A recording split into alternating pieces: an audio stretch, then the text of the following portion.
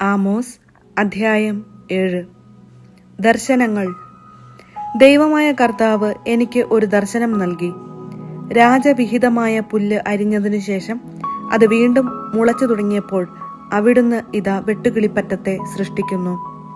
അവ നാട്ടിലുള്ള പുല്ലെല്ലാം തിന്നൊടുക്കിയപ്പോൾ ഞാൻ പറഞ്ഞു, ദൈവമായ കർത്താവെ, മാപ്പ് നൽകുക. ഞാൻ യാചിക്കുന്നു. യാക്കോബിന് എങ്ങനെ നിലനിൽക്കാനാവും? അവൻ തീരെ ചെറിയവനല്ലേ. കർത്താവ് അതിനെക്കുറിച്ച് അനുതപിച്ചു. ഒരിക്കലും അത് സംഭവിക്കുകയില്ലെന്ന് അവിടുന്ന് അരുളി ചെയ്തു. ദൈവമായ കർത്താവ് എനിക്ക് ഒരു ദർശനം നൽകി. ഇതാ, അവിടുന്ന് അഗ്നി അയച്ച് ശിക്ഷിക്കാൻ ഒരുങ്ങുന്നു. അഗ്നി അഗാധങ്ങളെ വിഴുങ്ങിയിട്ട് ഭൂമിയെ ദഹിപ്പിക്കാൻ തുടങ്ങി. അപ്പോൾ ഞാൻ പറഞ്ഞു, ദൈവമായ കർത്താവെ, മതിയാക്കുക. ഞാൻ യാചിക്കുന്നു. യാക്കോബ് എങ്ങനെ നിലനിൽക്കും? അവൻ തീരെ ചെറിയവനല്ലേ. കർത്താവ് അതിനെക്കുറിച്ച് അനുതപിച്ചു. ഒരിക്കലും അത് സംഭവിക്കുകയില്ല. ദൈവമായ കർത്താവ് അരുളി ചെയ്തു. അവിടുന്ന് എനിക്ക് മറ്റൊരു ദർശനം നൽകി. ഇതാ, തൂക്കുകട്ടയുടെ സഹായത്തോടെ പണിതുയർത്തിയ ഒരു മതിലിനോട് ചേർന്ന് കർത്താവ് കയ്യിൽ ഒരു തൂക്കുകട്ടയുമായി നിൽക്കുന്നു. അവിടുന്ന് ചോദിച്ചു, ആമോസ്, നീ എന്തു കാണുന്നു? ഒരു തൂക്കുകട്ട എന്ന് ഞാൻ പറഞ്ഞു. കർത്താവ് തുടർന്നു, കണ്ടാലും എൻ്റെ ജനമായ ഇസ്രായേലിനു മധ്യേ ഞാൻ ഒരു തൂക്കുകട്ട പിടിക്കും. ഇനിമേൽ ഞാൻ അവരെ വെറുതെ വിടുകയില്ല. ഞാൻ ഇസഹാക്കിന്റെ പൂജാഗിരികൾ നിർജ്ജനവും ഇസ്രായേലിലെ ആരാധനാ കേന്ദ്രങ്ങൾ ശൂന്യവുമാക്കും. ജെറോബോവാമിന്റെ ഭവനത്തിനെതിരെ ഞാൻ വാളുമായി വരും. ആമോസിന് ബഥേലിൽ മുടക്ക്. അപ്പോൾ ബഥേലിലെ പുരോഹിതനായ അമാസിയ ഇസ്രായേൽ രാജാവായ ജെറോബോവാമിന്റെ അടുത്ത് ആളയച്ചു പറഞ്ഞു, ആമോസ് നിനക്കെതിരെ ഇസ്രായേൽ ഭവനത്തിന്റെ മധ്യേ ഗൂഢാലോചന നടത്തിയിരിക്കുന്നു. അവന്റെ വാക്കുകൾ പൊറുക്കാൻ നാടിന് കഴിയുന്നില്ല. കാരണം ജെറോബോവാം വാളിനിരയാകും. ഇസ്രായേൽ സ്വന്തം നാട്ടിൽ നിന്ന് പ്രവാസത്തിലേക്ക് പോകും എന്ന് ആമോസ് പറയുന്നു. അമാസിയ ആമോസിനോട് പറഞ്ഞു, ദീർഘദർശി, യൂദാ നാട്ടിലേക്ക് ഓടുക. അവിടെ പ്രവചിച്ച് അഹർവൃത്തി കഴിച്ചുകൊള്ളുക. ഇനിമേൽ ബഥേലിൽ പ്രവചിക്കരുത്. ഇത് രാജാവിന്റെ ശ്രീകോവിലും രാജ്യത്തിന്റെ ക്ഷേത്രവുമാണ്. ആമോസ് മറുപടി പറഞ്ഞു, ഞാനൊരു പ്രവാചകനല്ല, പ്രവാചകപുത്രനുമല്ല. ഞാൻ ആട്ടിടയനാണ്. സിക്കമോർ മരം വെട്ടിയൊരുക്കുകയായിരുന്നു എന്റെ ജോലി. ആടുമേയിച്ചു നടന്ന എന്നെ വിളിച്ച് കർത്താവ് അരുളി ചെയ്തു, എന്റെ ജനമായ ഇസ്രായേലിൽ ചെന്ന് പ്രവചിക്കുക. അതിനാൽ ഇപ്പോൾ കർത്താവിന്റെ വാക്ക് കേൾക്കുക. ഇസ്രായേലിനെതിരെ പ്രവചിക്കരുതെന്നും ഇസഹാക്കിന്റെ ഭവനത്തിനെതിരെ പ്രസംഗിക്കരുതെന്നും നീ പറയുന്നു. അതിനാൽ കർത്താവ് അരുളി ചെയ്യുന്നു, നിന്റെ ഭാര്യ നഗരത്തിൽ വേശ്യയായി തീരും. നിന്റെ പുത്രന്മാരും പുത്രികളും വാളിനിരയാകും. നിന്റെ ഭൂമി അളന്നു പങ്കിടും. അശുദ്ധ ദേശത്ത് കിടന്ന് നീ മരിക്കും. ഇസ്രായേൽ തീർച്ചയായും സ്വദേശം വിട്ട് പ്രവാസത്തിലേക്ക് പോകും. ആമോസ് അധ്യായം 8. ഇസ്രായേലിന്റെ നാശം. ദൈവമായ കർത്താവ് എനിക്കൊരു ദർശനം നൽകി. ഇതാ, ഒരു കുട്ട നിറയെ ഗ്രീഷ്മഫലങ്ങൾ. അവിടുന്ന് എന്നോട് ചോദിച്ചു, ആമോസ്, നീ എന്തു കാണുന്നു? ഒരു കുട്ട ഗ്രീഷ്മഫലങ്ങൾ. ഞാൻ മറുപടി പറഞ്ഞു, കർത്താവ് അരുളി ചെയ്തു, എന്റെ ജനമായ ഇസ്രായേലിന്റെ അവസാനം വന്നു കഴിഞ്ഞു. ഇനിമേൽ ഞാൻ അവരെ വെറുതെ വിടുകയില്ല. കർത്താവ് അരുളി ചെയ്യുന്നു, കൊട്ടാരത്തിൽ നിന്നുയരുന്ന ഗാനങ്ങൾ അന്ന് വിലാപങ്ങളായി പരിണമിക്കും. മൃതദേഹങ്ങൾ അനവധിയായിരിക്കും. എല്ലായിടത്തും അവ ചിതറിക്കിടക്കും. എവിടെയും ഭൂഗത. ദരിദ്രരെ ചവിട്ടി മെതിക്കുകയും പാവപ്പെട്ടവരെ നശിപ്പിക്കുകയും ചെയ്യുന്നവരെ കേൾക്കുവിൻ.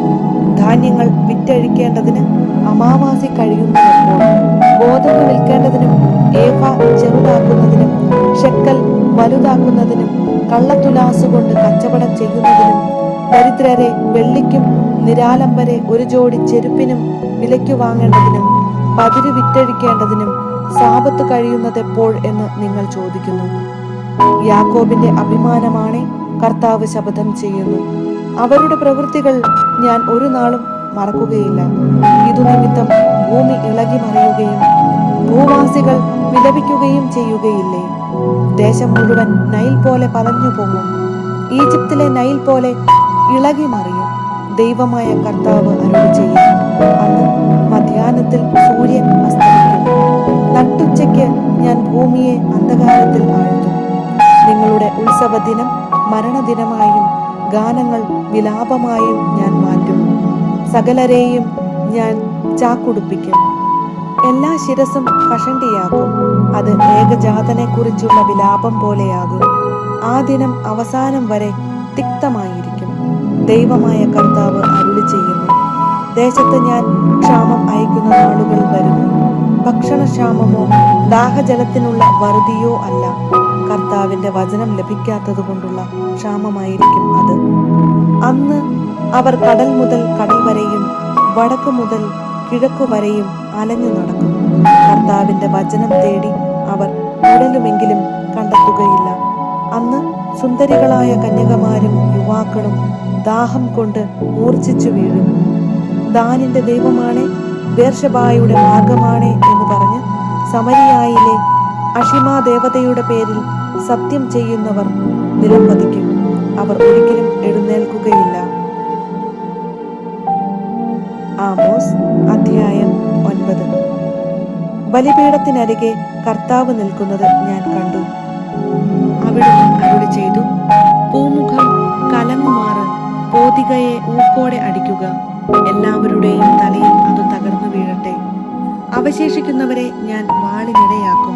ഒരുവനും ഓടിയൊളിക്കുകയില്ല, ഒരുവനും രക്ഷപ്പെടുകയില്ല. അവർ പാതാളത്തിലേക്ക് തുരന്നിറങ്ങിയാലും ഞാൻ അവരെ പിടിക്കും. ആകാശത്തിലേക്ക് അവർ കയറിപ്പോയാലും അവിടെ നിന്ന് ഞാൻ അവരെ വലിച്ചു താഴെ ഇറക്കും. കാർമൽ ശൃംഗത്തിൽ ഒളിച്ചാലും അവിടെ നിന്ന് ഞാൻ അവരെ തിരഞ്ഞു പിടിക്കും.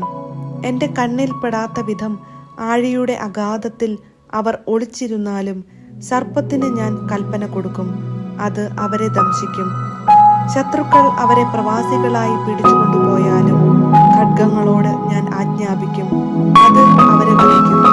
അവരുടെ മേൽ ഞാൻ ദൃഷ്ടി പതിക്കും, നന്മയ്ക്കല്ല തിന്മയ്ക്ക്. സൈന്യങ്ങളുടെ ദൈവമായ കർത്താവ് ഈ ഭൂമിയെ സ്പർശിക്കുമ്പോൾ അത് ഉരുകിപ്പോകുന്നു. അതിലെ നിവാസികൾ ആർത്തരായി കേഴുന്നു. അത് മുഴുവൻ നൈൽ പോലെ, അതെ, ഈജിപ്തിലെ നൈൽ പോലെ പതഞ്ഞു പൊങ്ങുകയും താഴുകയും ചെയ്യും. ആകാശങ്ങളിൽ തൻ്റെ ഉന്നത മന്ദിരം തീർക്കുകയും ഭൂമിയുടെ മേൽ കമാനം നിർമ്മിക്കുകയും കടൽ ജലത്തെ വിളിച്ച് ഭൂതലത്തിൽ വർഷിക്കുകയും ചെയ്യുന്ന അവിടുത്തെ നാമം കർത്താവ് എന്നാണ്. കർത്താവ് അരുളി ചെയ്യുന്നു, ഇസ്രായേൽ ജനമേ, നിങ്ങൾ എനിക്ക് എത്യോപ്യക്കാരെ പോലെ അല്ലയോ? ഇസ്രായേൽക്കാരെ ഈജിപ്തിൽ നിന്നും, ഫിലിസ്ത്യരെ കഫ്തോറിൽ നിന്നും, സിറിയക്കാരെ കീറിൽ നിന്നും കൊണ്ടുവന്നത് ഞാനല്ലയോ? ഇതാ, പാപപങ്കിലമായ രാജ്യത്തിന്റെ മേൽ ദൈവമായ കർത്താവിന്റെ ദൃഷ്ടി പതിഞ്ഞിരിക്കുന്നു. ഭൂമുഖത്ത് നിന്ന് ഞാൻ അതിനെ നശിപ്പിക്കും. എന്നാൽ യാക്കോബിന്റെ ഭവനത്തെ പൂർണ്ണമായും നശിപ്പിക്കുകയില്ല. കർത്താവാണ് ഇത് അരുളി ചെയ്യുന്നത്. ജനതകൾക്കിടയിൽ ഇസ്രായേൽ ഭവനത്തെ ഞാൻ അടിച്ചു ചിതറിക്കും. അരിപ്പ കൊണ്ടെന്ന പോലെ അവരെ ഞാൻ അരിക്കും. ഒരു മണൽത്തരി പോലും താഴെ വീഴുകയില്ല. എന്റെ ജനത്തിനിടയിലുള്ള പാപികൾ മുഴുവൻ വാളാൽ നിഹനിക്കപ്പെടും. തിന്മ തങ്ങളെ കീഴടക്കുകയോ എതിർക്കുക പോലുമോ ചെയ്യുകയില്ലെന്ന് അവർ പറഞ്ഞു. ഇസ്രായേലിന്റെ പ്രതീക്ഷ. അന്ന് ദാവീദിന്റെ വീണുപോയ കൂടാരത്തെ ഞാൻ ഉയർത്തും. കേടുപാടുകൾ തീർത്ത് വീണ്ടും അതിനെ പഴയ കാലത്തെന്ന പോലെ പണിതുയർത്തും. അപ്പോൾ ഏദോമിൽ അവശേഷിക്കുന്നവരെയും എന്റെ നാമത്തിൽ അറിയപ്പെട്ടിരുന്ന ജനതകളെയും അവർ കൈവശമാക്കും. ഇത് ചെയ്യുന്ന കർത്താവാണ് അരുളി ചെയ്യുന്നത്. കർത്താവ് അരുളി ചെയ്യുന്നു, ആ ദിനങ്ങൾ ആസന്നമായി. അന്ന് ഉഴവുകാരൻ കൊയ്ത്തുകാരനെയും മുന്തിരി മെതിക്കുന്നവൻ വിതക്കാരനെയും പിന്നിലാക്കും. പർവ്വതങ്ങൾ പുതുവീഞ്ഞു പൊഴിക്കും, മലകളിൽ അത് കവിഞ്ഞൊഴുകും. എന്റെ ജനമായ ഇസ്രായേലിന്റെ ഐശ്വര്യം ഞാൻ പുനഃസ്ഥാപിക്കും. തകർന്ന നഗരങ്ങൾ പുനരുദ്ധരിച്ച് അവർ അതിൽ വസിക്കും. മുന്തിരിത്തോപ്പുകൾ നട്ടുപിടിപ്പിച്ച് അവർ വീഞ്ഞു കുടിക്കും. അവർ തോട്ടങ്ങൾ ഉണ്ടാക്കി ഫലം ആസ്വദിക്കും. അവർക്ക് നൽകിയ ദേശത്ത് ഞാൻ അവരെ നട്ടുവളർത്തും. ആരും അവരെ പിഴുതെറിയുകയില്ല. ദൈവമായ കർത്താവ്